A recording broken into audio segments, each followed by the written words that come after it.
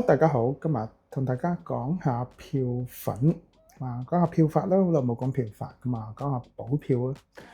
其實市場最多嘅票法應該都係補票啦。睇下呢個客人，其實佢上次票完啊嘛，票咗3個月左右啦，都唔錯嘅，覺得其實。Instrument 嘅1、2號去做一個打底先。有啲人會覺得票法要依賴傳聞，冇乜對錯嘅，我哋覺得，即係我哋做客嘅，咁有傳聞咪用咯。咁有啲做教學嘅，可能要純技術示範，可能佢要標榜唔用傳聞，亦都可以，但係個做法當然有唔同啦。因為我哋今日做 salon 嘅做法同做教育嘅做法，其實都有啲差別㗎嘛。今日會傾下呢個問題。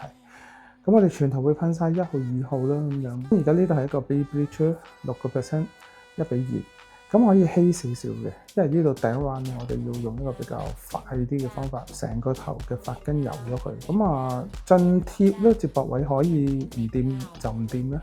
揩到少少都冇乜所謂，我哋覺得，因為有時咁短咧，揩到都唔出奇。關於電唔電子去票咧，咁一陣我哋會詳細解釋下。呢度總之好快，咁成個頭油晒，好 rough 咁樣油晒佢先。油完之後咧，我哋跟住就會用另一兜票粉，都係 Bay Bleach，但係就溝到1:1.5，開始電子啦呢度。成個頭油晒之後咧，就逐拍去電。髮根係1:1.56% 啦。你見我髮尾開始已經係有油票粉嘅啦。我哋髮尾會用一個叫 Sequencer 嘅票粉啦。一個好弱嘅，相對比較弱嘅票粉。我哋專處理呢啲漂嘅頭髮，係非常之好用。因為有時用票粉3%我都覺得太勁，所以髮尾呢度咧，我哋就係用 Sequencer 2%， 1:3倍奶，即係稀釋到3倍。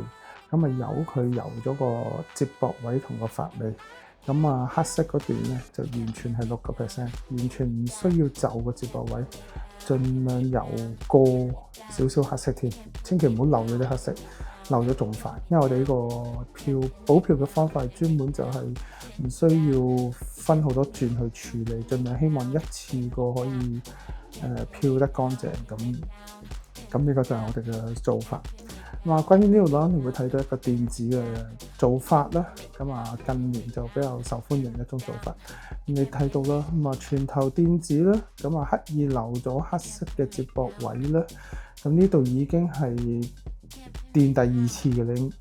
你見到髮根已經淺色啦，接駁位依然都係比較深色啡色嘅，因為啲票粉冇乜揩到落去，佢而家先至正式去處理嘅接口。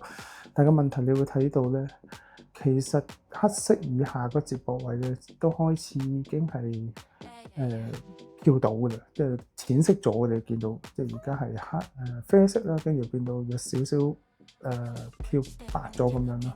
其實因為你掂唔掂到接駁位咧，其實喺油嘅過程，我覺得實會揩到。就算揩唔到都好，你票粉氧化咧，其實漂過嘅地方好容易咧都會變咗少少淺色㗎嘛。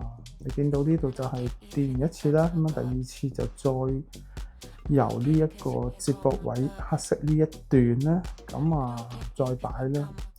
跟住就沖水啦，呢度就沖完水啦，去黃咗之後嘅狀態啦，你會發覺接口開始白啦，下面嗰度因為去黃啊嘛。跟住髮根都淺色啦，但係個接駁位依然都係深色啦，會繼續去處理。呢個係近代嘅方法，冇對錯嘅。不過我自己覺得喺 salon 嚟講，呢個做法實在即係太花功夫，即係好嘥人手，需要好多嘅人手啦，好多時間啦，要沖好多次水啦，要去好多次黃。呢度睇翻我哋呢個操作咯。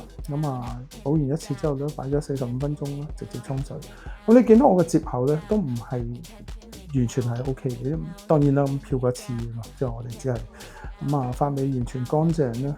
呢度繼唔繼續漂咧，就好視乎你自己嗰個做法啦。我自己咧就，如果唔係漂到要白色咧，基本上我就好少再繼續操作，因為呢個頭基本上大部分90%顏色你靠顏色去染嘅，應該唔係太大問題。咁我哋今日我哋嘅客人都係想染一啲好淺色、好乾淨嘅色咧，冇話咩特別嘅色，可能一啲米金啊、米灰都得。咁我哋用一個追威，即係我比較中意用追威色嘅色去處理呢啲接口上嘅顏色。咁啊，追威啦，咁啊加咗50:1，加咗1/50嘅 V10，少少紫色咧，咁啊等佢可以灰少少。咁啊，髮根呢同髮尾呢個配方有少少分別咧。髮根就1:1奶咧，咁啊濃少少，因為髮根始終個接駁位都係未漂得夠嘅，咁我哋就唔理佢噶啦。咁啊，借助染膏去染佢啦。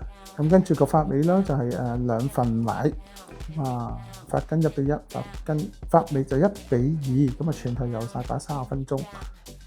咁跟住你會睇到我哋呢個效果啦。我剪完頭髮咁啊，抄到亂晒。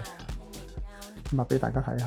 咁你見到髮根咧，就算個接口咧，我漂得唔夠嘅，但係你見到整體視覺上唔係話太過鴛鴦好犀利。咁當然係嗰個唔會係完美嘅，唔係 perfect。你要 perfect 就要繼續去漂。有時做 salon 我哋都係講求一個效率啦。咁啊，無謂啲客要坐咁耐。我哋呢度由開始噴出紋到漂，大概用咗2個半鐘咯，已經完成晒成個漂頭嘅工序，跟住就上色剪頭髮，基本上就可以離開㗎啦。